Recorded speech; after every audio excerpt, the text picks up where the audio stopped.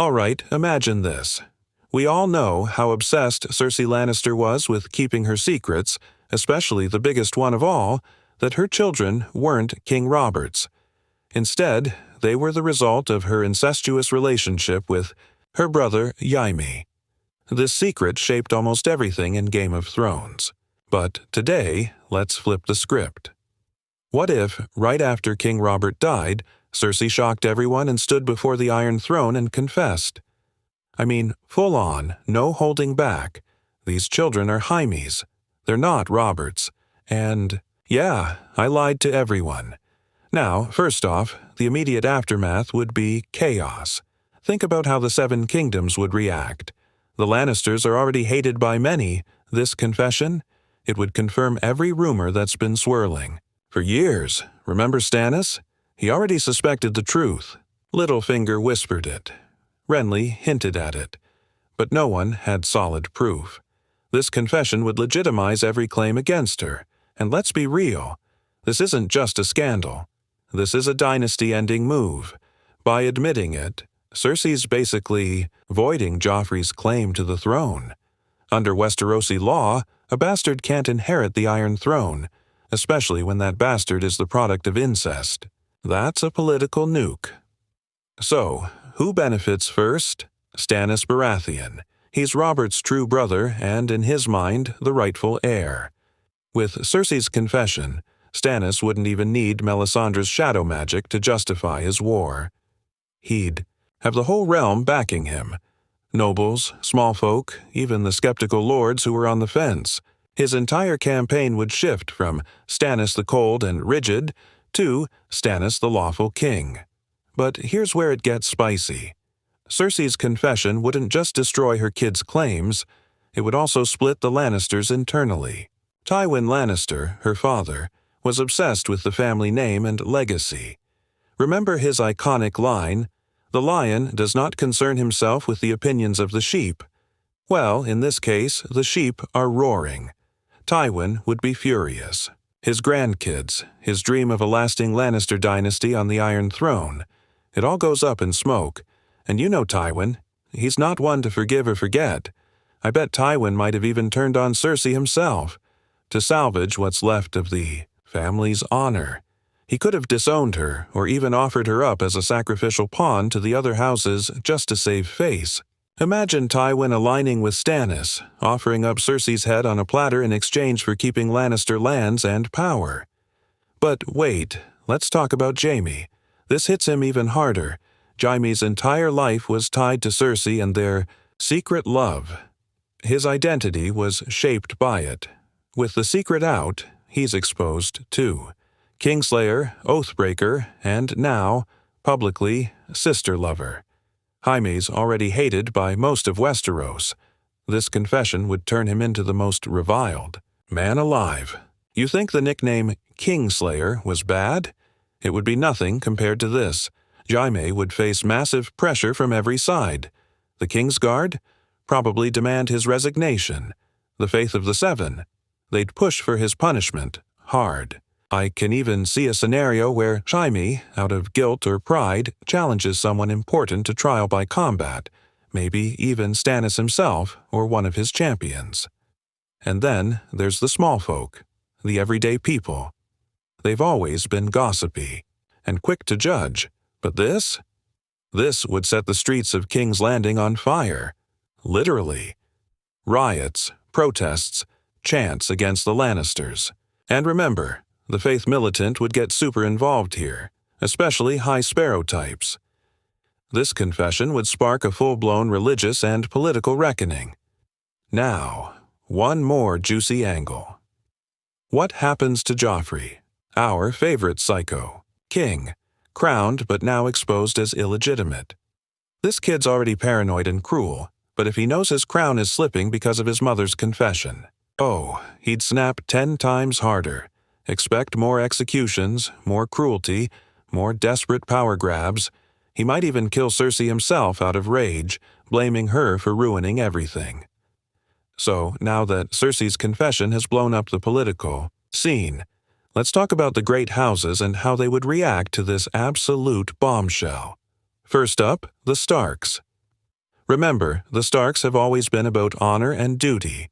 Ned Stark literally died because he uncovered this secret and was trying to do the right thing. If Cersei comes out and confesses everything publicly, man, that changes Ned's entire legacy. He goes from the guy who was executed as a traitor to the guy who was telling the truth all along.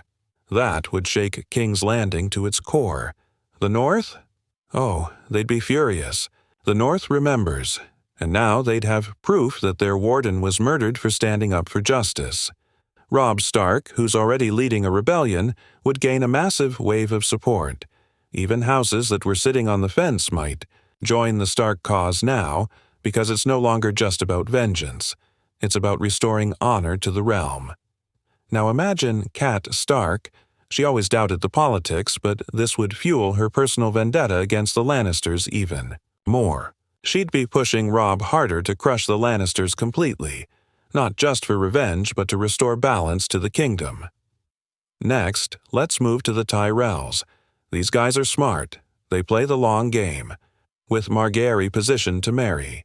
Joffrey, their entire strategy was about getting close to the throne. But if Joffrey's claim is suddenly illegitimate, boom, their plan falls apart overnight. Margaery would go from almost queen to political poison. Olenna Tyrell, the Queen of Thorns, would not take that lying down. Knowing Olenna, she'd probably flip sides fast. I can see her reaching out to Stannis behind the scenes, offering Tyrell support in exchange for a better marriage alliance or some other political perk. And let's be real, Olenna doesn't play fair. She'd be scheming in the background, maybe even plotting to take Cersei out of the picture entirely to clean up the mess and position Margaery for a new, legitimate match. Now, the Martells. This is juicy. The Martells of Dorne have always hated the Lannisters because of what happened to Elia Martell during Robert's rebellion. Cersei's confession would just pour gasoline on that fire. To them, this would be pure karma. The Lannisters' lies and schemes falling apart. But they wouldn't just sit back and watch. They'd see this as a golden opportunity to rise up and make their move. I can totally picture Oberyn Martell using this moment to push for revenge more aggressively, and Doran Martell, even though he's more cautious, would be plotting behind the scenes. This could also reignite the old claim that the Martells had a right to the throne through Aelia's children. It would add a whole new dimension to their strategy. And let's not forget, Renly Baratheon. At this point, Renly's claim is super shaky. He's younger than Stannis, and by law, Stannis should be king. But you know Renly. All charm, all politics. With Cersei's confession out, Renly would lose a lot of credibility because the realm would rally around Stannis as the lawful heir. Renly's best shot would be to make a desperate alliance, maybe with the Tyrells, to keep his claim alive. But honestly, his chances would shrink fast. One wild card here is Littlefinger. You know, this guy always lands on his feet. If Cersei confesses, Littlefinger would probably act like he'd known it all along, because, let's face it, he kinda did, and try to turn the chaos to his advantage. He's all about climbing that ladder of chaos, and this is the biggest ladder he's ever seen. He might offer to help Stannis or even Robb Stark while secretly playing both sides. He could even use the moment to push his own ambitions forward, like getting closer to Sansa Stark and manipulating her as a path to power. Littlefinger thrives in confusion, and this confession would be his playground. Lastly, let's touch on the Faith of the Seven. These guys would go into overdrive. The Faith militant would likely rise up much earlier than in the actual timeline, using the confession as a call to arms to purify the realm. Cersei and Jaime would be declared abominations, and the Faith would demand harsh punishment, public penance, trials, maybe even execution. This could lead to a theocratic uprising right in the heart of King's Landing, and with the Faith militant gaining power fast, the Iron Throne would struggle to maintain any kind of real control. We might even see a scenario where the Faith tries to take over King's Landing themselves, putting their own puppet ruler on the throne. on the throne. All right, so now the entire realm knows the truth. Joffrey is not Robert's son. He's a Lannister bastard, born of incest between Cersei and Jaime. His claim to the Iron Throne, completely destroyed. But here's the thing. Joffrey is not the type to step down gracefully. We've seen how sadistic and paranoid he is. And now, with his world crashing down, he's about to become even more dangerous. The first thing Joffrey would do is go full tyrant mode. He already had a god complex, but now he'd start lashing out at anyone who dares question his right to rule. I'm talking mass arrests, public executions, torture, the works. He'd use fear as his main weapon to keep people in line. Remember how he had Ned Stark executed just to prove a point. Multiply that by 10, and you know who'd be first in his sights? The Faith of the Seven. With the High Septon and the Faith Militant preaching that he's illegitimate, Joffrey would see them as a direct threat. I can totally picture him storming the Sept of Baelor with his soldiers, arresting Septons, burning holy books, maybe even executing the High Septon publicly. That would obviously backfire big time, turning the entire religious community and a huge part of King's Landing against him. Next up, the nobles. We know the nobles love to scheme and switch sides when the wind changes direction.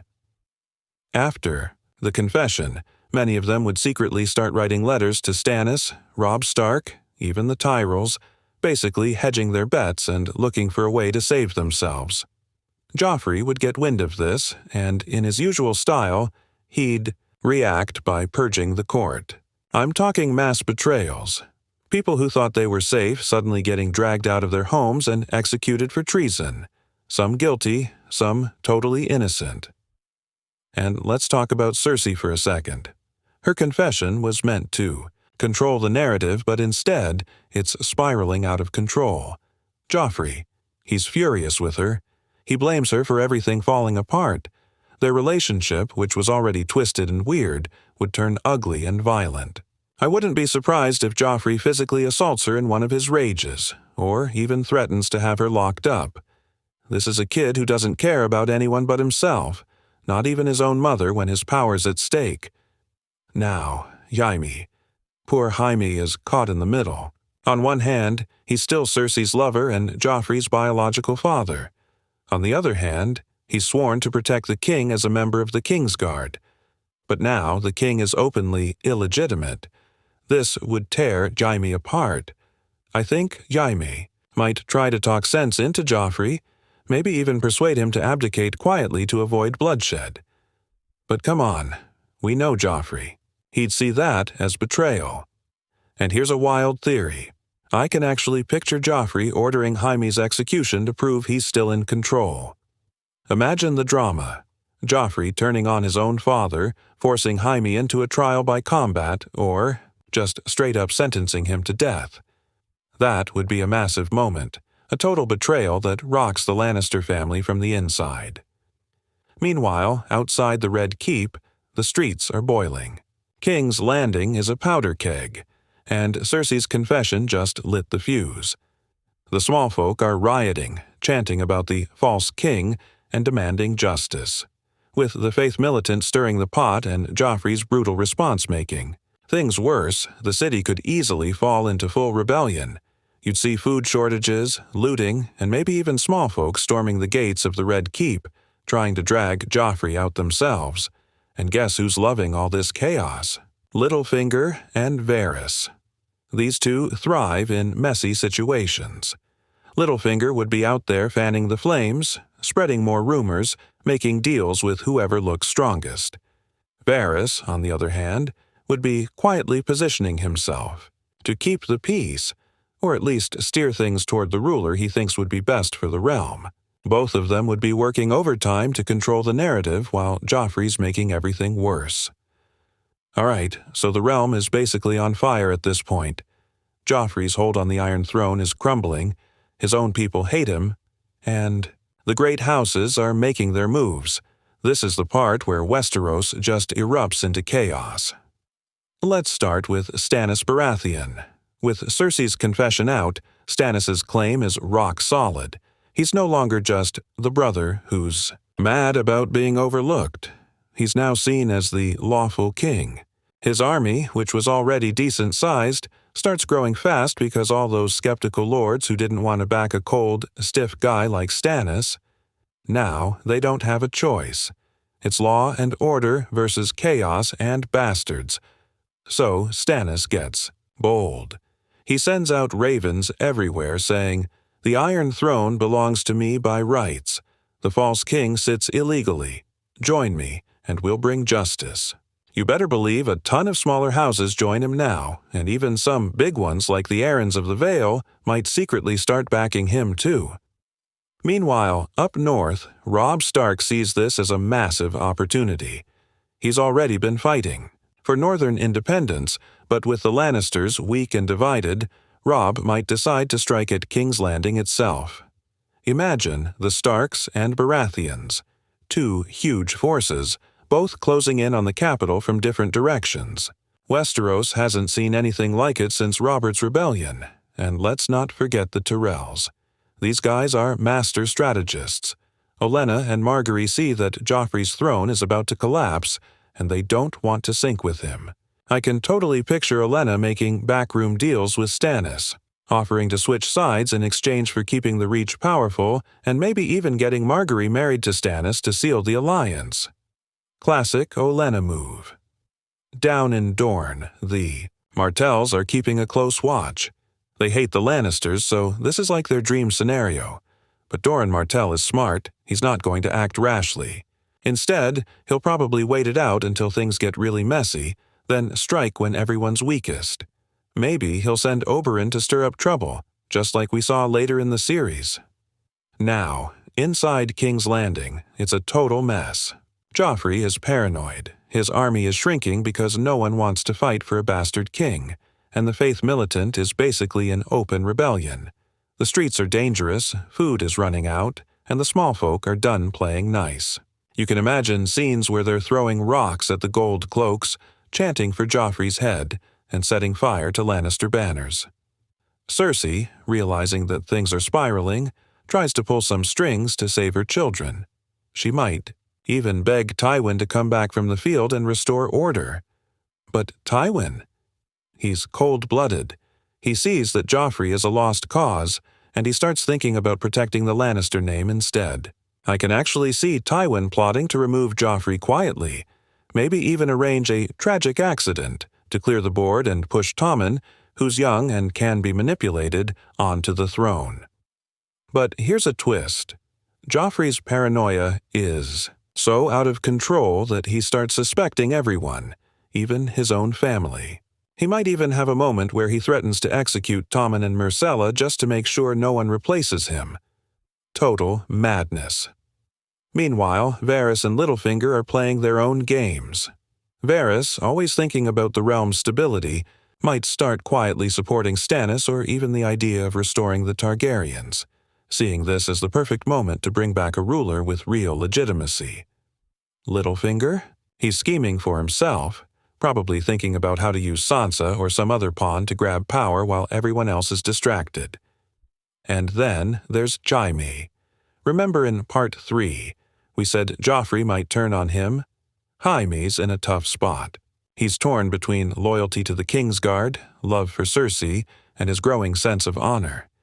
I can totally see Jaime, after everything blows up, starting to rethink his life choices. Maybe he even starts planning to abandon Joffrey and find his own path, realizing the Lannister name might be doomed if things keep going this way. Alright, so here we are. King's Landing is like a ticking time bomb. Stannis' fleet is in Blackwater Bay, Robb's forces are marching down from the Riverlands and inside the city. Absolute madness. Joffrey's army is weak, the people are starving and rioting, and even the gold cloaks are starting to lose faith. The stage is set for one of the bloodiest battles Westeros has ever seen. First off, Stannis isn't messing around. This time, he's got more men, more ships, and way more support. Remember, in the real timeline, he almost took King's Landing with just a fraction of the support he's got now. Here, with Cersei's confession fueling his legitimacy, Nobles from across Westeros have flocked to his banner. His army is stacked, and his navy dominates the bay. And here's a twist. Tyrion, who saved the city with wildfire in the original timeline, is less involved this time. Why? Because with the confession and all the fallout, Cersei no longer trusts him at all. She's been too busy covering her own mess to let Tyrion take control of defenses. That's a huge mistake. Without Tyrion's brilliant strategy, the city's defenses are a disaster. Stannis' forces storm the walls fast. The Lannister army inside is unorganized, panicking and basically falling apart. Joffrey, he's nowhere to be found on the front lines. Just like before, he's hiding in the Red Keep, shaking with fear, screaming orders that no one listens to. His men are deserting him left and right. Meanwhile, Robb Stark's army is creeping closer. His strategy is smart.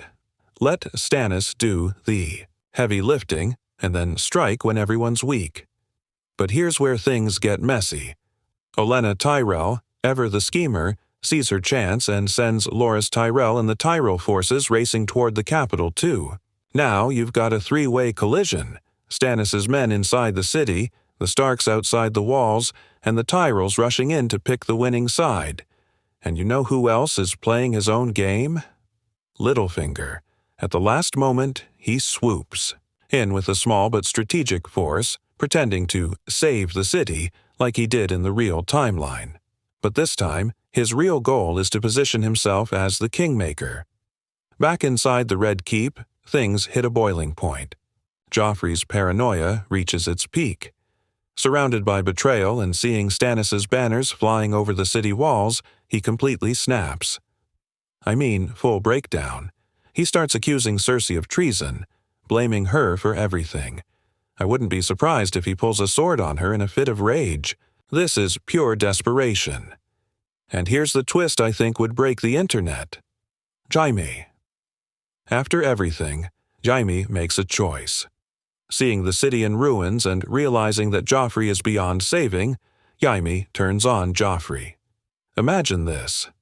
In a mirror of his Kingslayer moment, Jaime kills his own son, the Mad King 2.0, right there in the Red Keep to prevent total destruction. It's brutal, it's tragic, but it's also the only way out. Joffrey dies, and with him, the last real claim the Lannisters had to the throne. By now, Stannis' men have taken most of the city, raising the Baratheon stag banners over the gates. The Tyrells, seeing the writing on the wall, quickly swear fealty to Stannis to save their skins. Robb Stark's army, realizing that Stannis already controls the capital, halts outside the city but keeps a close watch, ready to strike if things go south. With Joffrey dead, Cersei is captured. Stannis, cold as ever, orders her to be tried for treason, incest, and her many crimes. The Faith of the Seven is right there, demanding justice too. It's a full-blown reckoning for House Lannister. Meanwhile, Jaime, shattered by what he's done, turns himself in, completely broken. He's lost his honor, his children, and his purpose. This is a massive turning point for him, one that could lead him down a totally different path if he survives the fallout. And then there's Littlefinger. With Joffrey gone and the power reshuffling, he's lurking in the shadows, already plotting his next move. You know, Littlefinger, he's always got another scheme brewing. The battle is over. But Westeros? Far from peaceful. The Iron Throne has changed hands, but the game isn't finished. So, King's Landing is a smoking ruin. The banners of House Baratheon now fly from the Red Keep. Stannis sits on the Iron Throne at last, cold and stern, his face like stone. He won, but at what cost? First off, Stannis' reign starts on shaky ground. Yeah, he's the rightful king now, but the capital is wrecked, the people are starving, and the Faith of the Seven is breathing down his neck. The Faith wants justice for Cersei and Jaime, public trials, public punishments. Stannis, being Stannis, doesn't hesitate. He orders Cersei to be executed for incest, treason, and lying to the realm. The execution? Oh, it's brutal. The Faith insists it's done publicly, to show the world what happens when rulers break the gods' laws. Imagine the scene. Cersei, proud till the end, dragged to the Great Sept, where she's beheaded or burned alive. The small folk cheer, but there's also this weird undercurrent of fear, because if the queen can fall, anyone can. And Jaime? This is where things get complicated. He turned on Joffrey, killed his own son to stop madness, but he's still guilty in the eyes of the realm. The Faith wants him dead too, but Stannis, who deep down respects honor and duty, might spare Jaime's life, sentencing him instead to exile or life imprisonment. Jaime, broken and hollow, accepts whatever fate comes. His whole identity is shattered. With the Lannisters crushed, Tywin's legacy is destroyed. The man who spent his whole life building power for his family dies, seeing it all burn down. I can see Tywin either dying off-screen from sickness, totally humiliated, or being executed quietly by Stannis to clean up the last of the Lannister mess. Now, the Tyrells.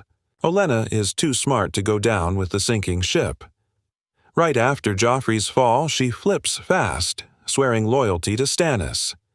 Margaery, always the player, tries to position herself as Stannis' queen, but Stannis, faithful to his wife, Selyse, shuts that down. Still, Olenna secures a deal. The Reach stays powerful, and the Tyrells keep their lands and influence. Up north, Robb Stark sees that Stannis is now king but doesn't back down. His people still want independence. The North remembers, and after. Everything the Lannisters did, they don't trust the Iron Throne, no matter who's sitting on it. Stannis sends envoys offering peace and reunification, but Robb refuses. This leads to a stalemate, with the North holding its ground, effectively creating two separate kingdoms again. And let's not forget Littlefinger. In the shadows, he's already playing his next hand. With the Lannisters gone, he starts whispering, in the ears of whoever will listen, hinting at the Targaryens across the narrow sea. He knows Westeros is weak, and chaos is his playground. We don't see his full plan yet, but trust me, he's scheming big. Meanwhile, Varys, ever the quiet player, begins setting the stage for Daenerys Targaryen's return. He's always said he serves the realm, and with the kingdom shattered, he sees Dany as the best hope for lasting peace. Secret letters are sent, alliances are whispered, and across the sea, dragons are growing. And here's the twist. The small folk. They've seen kings rise and fall, but all they care about now is survival. With King's Landing in ruins, disease and famine start spreading fast. The Faith grows more powerful, filling the void left by broken politics. A religious uprising is brewing, one that even Stannis, with all his armies, might not be able to stop. By the end of this tale, the Iron Throne might look solid under Stannis, but cracks are already forming. The North is defiant. Dorne is plotting revenge. The Reach is pretending to be loyal but waiting for a better offer. And in the East, dragons are coming. So, yeah, Cersei's confession changed everything. It triggered the downfall of her own family, sparked a massive war, and set the stage for a whole new power game. Westeros will never be the same, and honestly, the Game of Thrones is far from over.